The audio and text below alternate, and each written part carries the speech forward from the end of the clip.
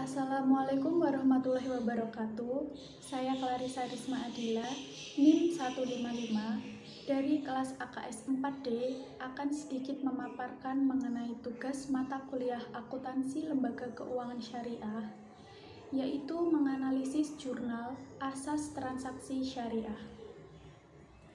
Lembaga keuangan syariah harus memperhatikan asas kemaslahatan bagi orang banyak. Realisasinya dalam pembiayaan, misalnya harus menghindari kemungkinan hal-hal yang merusak moral masyarakat dan lingkungan, serta harus memenuhi kriteria halal menurut syariat Islam. Asas kebebasan dalam asas-asas perjanjian Islam dianut yang disebut dalam ilmu hukum sebagai asas kebebasan berkontrak.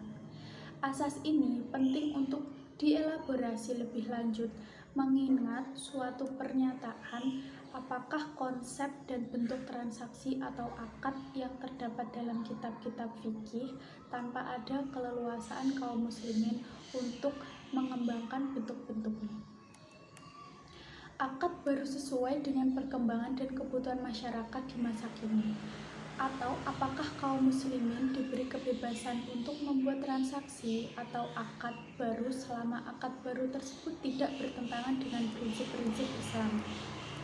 Terdapat 7 macam asas perjanjian yang dapat digunakan sebagai landasan berpikir dan bertransaksi dalam penegakan hukum kontrak syariah.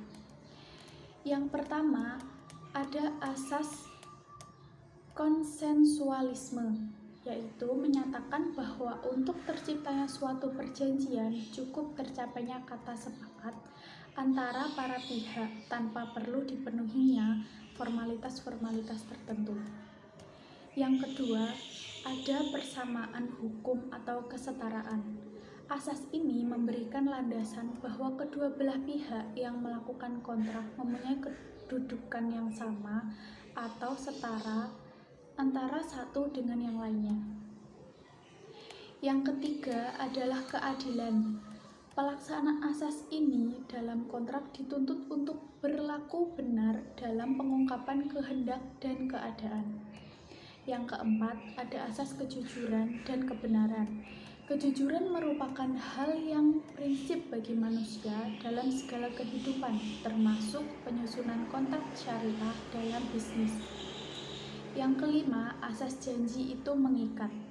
Yang dimaksud ini adalah suatu kontrak yang dibuat secara sah oleh pihak mengingat para pihak tersebut secara penuh sesuai isi kontrak tersebut.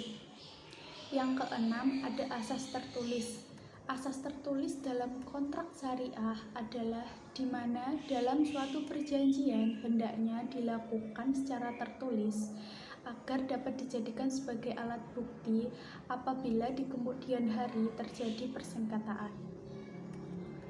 Nah, konsep akad dan segala sesuatu yang berkaitan dengan hal tersebut menjadi penting untuk diketahui oleh siapa saja yang akan melakukan suatu perjanjian ataupun kontrak, seperti melakukan kontrak investasi atau berbisnis menggunakan prinsip-prinsip syariah.